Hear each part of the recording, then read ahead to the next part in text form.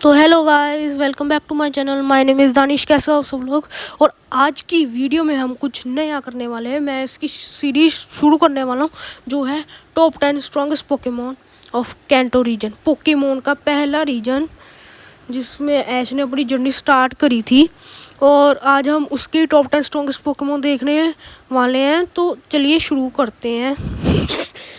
तो उससे पहले मैं आपको बताने लगा हूँ कि हम देखेंगे बैटल, पावर और फीट्स के बेसिस में। अब मैं आपको समझा देता हूँ बैटल, फीट्स और पावर होता क्या है। बैटल्स का मतलब कोई लड़ने में कितना अच्छा है। बैटल्स में बहुत सारी चीज़ें आ जाती हैं, जैसे अटैक पावर, यानी वो घुसुन्ने मुसुन्ने बहुत तगड़े मारता है। स्पीड, उसकी स्पीड बहुत तेज़ ऐसे फट से जाता है। उसकी ड्यूरेबिलिटी और एंजोरेंस, मतलब वो कितने सह सकता है, और बहुत कुछ होता है बैटल्स में फैक्टर्स। और फीट्स ये होता है कि उसने क्या क्या कारनामे यानी क्या क्या काम किए हैं। जैसे मैंने मतलब किसी बंदे को हरा दिया, या फिर जैसे अंडरटेकर ने ब्रॉक लेसनर को हरा दिया, तो अंडरटेकर के लिए फीट बन गया। और यही होता है फीट। और पावर, पावर का ये मतलब ये होता है कि पावर का मतलब ये होता है कि उसके पास क्या है, उसको क्या चीज़ कंट्रोल कर रहा है। जैसे वो ज़रूरी नहीं है जो जिसके पास ज़्यादा पावर है वो बैटल में ज़्यादा स्ट्रॉन्ग होगा। अगर मान लो मोदी ही है, मोदी क्या किसी सोल्जर से भिड़ लेगा, लड़ लेगा? बिल्कुल भी नहीं।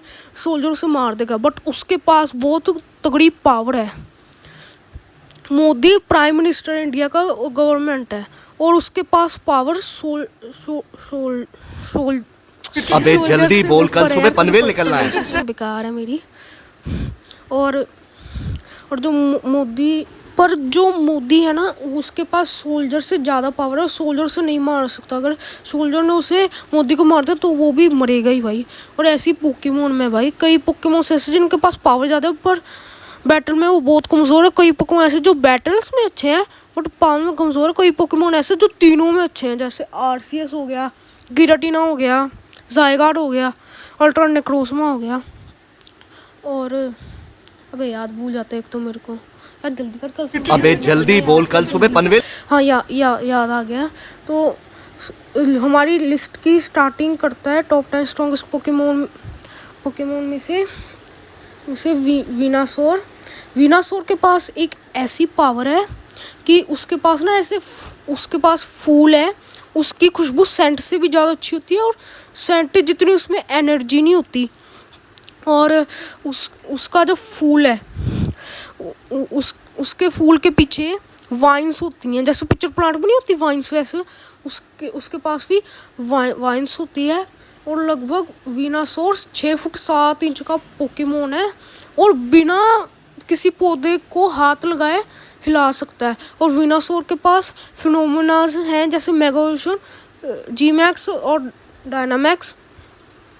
और वीनासोर ने तो इतने अच्छे फीट्स तो नहीं दिए हैं, बट बैटल और पावर में अच्छा है, इसलिए मैंने उसको टॉप 10 में रखा है। और उसके बाद टॉप 9 में आता है ब्लास्टॉयज़ के ये जो पंप नहीं लगे हुए हैं, ये इतने ज़्यादा खतरनाक हैं कि ये लगभग 1600 किलोमीटर दूर तक मार सकते हैं। इसका अगर निशाना लग गया ना तो ये उसके दुश्मन को लग ही जाएगा। और अगर बात करें इसके फीट्स की, तो ब्लास्टॉयज़ ने एलान के सीवर्ल्ड के मेगा ब्लास्टॉयज़ ने एलान के मेगा चार्जर एक्स को रहा है। गैरी के ब्लास्टॉयज़ ने ऐश के चार्जर को ऑलमोस्ट अच्छी टक्कर दी थी, हरानी बात है, पर अच्छी टक्कर दी थी गैरी के ब्लास्टॉयज़ ने। और एक एपिसोड में ऐसा होता है ना कि शायद पता नहीं मेरे को रीजन जोटो सुनोमेसी था, उसमें पता क्या होता है कि एक एपिसोड में ना सभी शहर में आग लग जाती है, तो लगभग एक ब्लास्टॉयज़ के ऐसा ग्रुप से आता है और वो आग बुझा देता है। और ब्लास्टॉयज़ का हाइड्रोपम्प में इतना ज़्यादा दम है, हाइड्रोपम्प ब्लास्टॉयज़ का मुंह है, वो आग के बवंडर को भी ख़त्म कर सकता है, ठीक है। और टॉप 8 में आता है गैराडोस। अपने ये जो उसकी पूंछनी है, इससे ये लगभग पत्थर तोड़ सकता है। इससे ये सुनामी ले आ सकता है, और लगभग नदियों में और समुद्रों में काफ़ी बड़े बड़े नहरें बना सकता है। और गैराडोस के पास मेगा एवोल्यूशन भी है, और अगर बैटल फीड्स की बात हो ना तो बैटल फीड्स में ऊपर जा सकता है, बट इसके पास ऐसी कोई तगड़ी पावर तो नहीं है, मतलब पावर अच्छी है बट उतनी तगड़ी नहीं है, ठीक है। तो और बैटल्स में इसने बहुत सारे फीड दिए हैं, जैसे लाइसेंडर का गैराडोस ने लगभग 8 पोकेमोन, समझ रहे हो 8 पोकेमोन के सामने लड़ता हूँ, उसने चारों को हरा दिया था, वो भी इकट्ठे 8 पोकेमोन आए थे उसके सामने लड़ने। और जो लैंस का जो गैराडोस था ना, उसने ल्यून के जीमैक्स चार्जर के साथ काफ़ी अच्छी टक्कर की थी। और उसके बाद टॉप 7 में आता है थाला फॉर ए रीज़न। तो टॉप 7 में आता है चार्जर और पिकाचू, दो पोकेमोन से। भाई अब तू गया बेटा, अब तू गया, देख तेरी औकात मैं दिखाता हूँ तुझे, मत देना यार, क्योंकि मैं बहुत दिनों से तेरा इसलिए मैंने उनको टॉप 7 में रखा कि पावर्स तो उनकी अच्छी बट उतनी अच्छी नहीं है, क्योंकि चार्जर और पिकाचू सेम पोजीशन पर रखे, क्योंकि बैटलफील्ड्स में बराबर नहीं और पावर्स में भी मेरे को बराबर लगे। बैटलफील्ड्स तो आपको पता ही, इसके बताने की जरूरत नहीं है, तो मैं सीधा पावर्स में जाता हूँ। तो चार्जर इतना ज़्यादा स्ट्रॉन्ग है कि उसकी स्पीड जेट से भी ज़्यादा तेज जा सकती है, और उसके अंदर ना 3600 डिग्री टेम्परेचर है, 36 डिग्री टेम्परेचर। सन का पता कितना है? सन का कितना है बताओ? सन का है 5000 समथिंग है, ठीक है। तो लगभग आधे सन जितना उसके अंदर टेम्परेचर भरा होता है। और भाई खुद सोचो कितना स्ट्रॉन्ग होगा चार्जर पावर्स में भी। और अगर गुस्से में आ गया तो भाई वो तो और ज़्यादा तगड़ा हो जाता है। और पिकाचू की बात करी जाए तो पिकाचू एक इलेक्ट्रिक टाइप पोकेमोन है, और पिकाचू का थंडरबोल्ट जो 10 मिलियन थंडरबोल्ट है इतना ज़्यादा स्ट्रॉन्ग है कि वो पूरे स्टेडियम को उड़ा सकता है, ख़त्म कर सकता है। और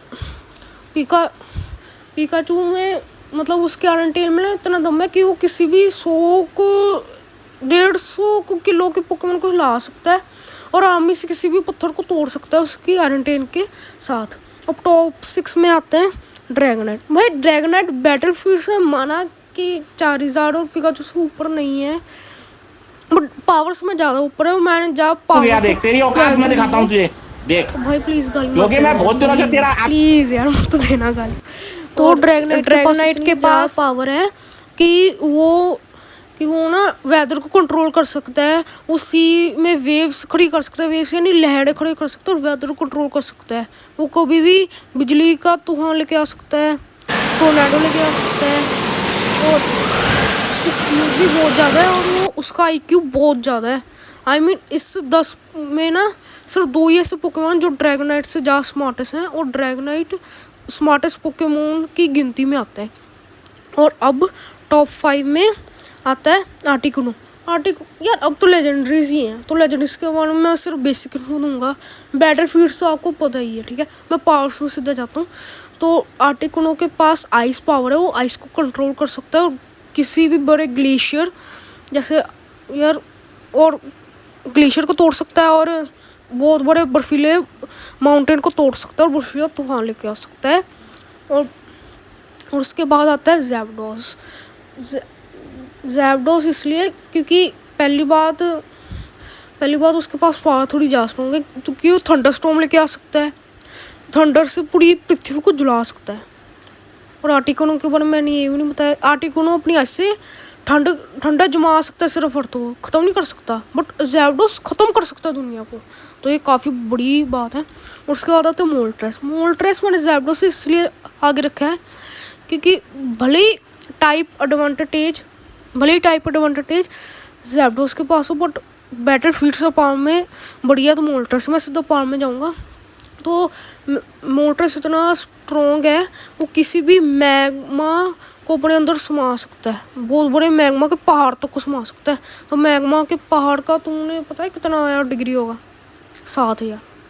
और सन का कितना है? 5000। यानी सन जितना डिग्री टेम्परेचर सह सकता है, और वो लगभग उसके पास आग की ताकत है जिससे वो पूरी पृथ्वी को जला सकता है, और आग की पावर से वो पूरी नदियों को सुखा सकता है। तो मोल्ट्रेस के पास काफ़ी बढ़िया पावर है। उसके बाद आता है mu is the most mysterious, second mysterious, क्योंकि सबसे मिस्टीरियस तो गॉड पोकेमोन से होते हैं। तो बट कैंटो में तो सबसे मिस्टीरियस म्यू ही है। म्यू मैं सीधा पावर में जाऊंगा, ठीक है। बैटल फीड्स में उसने मेरे को लगता कुछ किया होगा, फीड्स में बहुत कुछ किया है, बट मैं सीधा पावर में, क्योंकि यार वीडियो बहुत ही लंबी हो रही है। और यार अबे कोई जल्दी लोग बोल, कल time सुबह waste पनवेल हो रहा निकलना है। कल सुबह पनवेल निकलना है, तो इसलिए यार म्यू के पास इतनी ज़्यादा पावर है कि वो किसी पोकेमोन ट्रांसफर हो सकता है, ऐसा लगेगा नहीं कि वो म्यू है। और म्यू लगभग अर्थ को भी डिस्ट्रॉय कर सकता है अपनी साइकिक पावर से। तो यार इससे ज़्यादा मैं क्या बताऊँगा, साइकिक पावर ये है कि बिना किसी चीज़ को हाथ लगाए उसको हिला देना अब आंखों से ही, तो वो होती है साइकिक पावर्स। वो मतलब बहुत ज़्यादा खतरनाक पावर है। उसके बाद टॉप 1 में आप सभी को पता ही है म्यूटू के पास दो मेगा वर्जन है, mega X and mega Y. Mega X को दिखाया नहीं गया एनिमे में, बट मेगा वाई को दिखाया गया म्यूटू का। और जो म्यूटू है वो भी अपनी साइकिक पावर से पूरी अर्थ को तोड़ सकता है और वेदर को कंट्रोल कर सकता है। और किसी भवंडर से वो कितना बड़ा तूफान खड़ा कर सकता है कि सोची ना होगी किसी ने सोची ना होगी। मैं भाई क्यों मीम्स बोल रहा हूँ पता नहीं। और जो म्यूटू है ना, काफ़ी बल्क पोकेमोन है, वो लगभग 700 से 800 किलो तक उठा सकता है वेट। और म्यूटू जो है ना, वो कैंटो पोकेमोन का स्ट्रॉन्गेस्ट पोकेमोन है ही है, बट वर्ल्ड पोकेमोन एनिमे भी one of the strongest Pokemon में से है वो। और म्यूटू की साइकिक पावर्स कराना बहुत मुश्किल है। तो गाइस आज की वीडियो यहीं ख़त्म होती है। आई होपफुल कि आपको ये वाली वीडियो पसंद आई तो लाइक कर देना, शेयर कर देना, और अगर चैनल को सब्सक्राइब नहीं किया तो चैनल को सब्सक्राइब भी कर देना। और कुछ पूछना बताना हो तो कमेंट भी कर देना। मैं आपको मिलूंगा अगली वीडियो में। Bye bye.